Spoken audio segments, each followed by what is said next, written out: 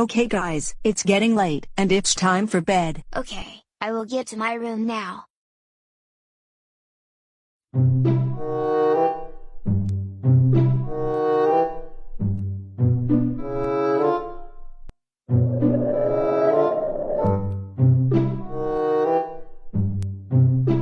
Oh my god Eric, it was too damn hot. Honey, I thought you turned the air conditioning on. I did, and I bet that sneaky ass Ned Flenkin turned off our air conditioner on purpose. I think I see Ned Flenkin goofing off with our air public conditioner. Ned. Thomas. Flenkin. Get the fucking here right now. Here right now.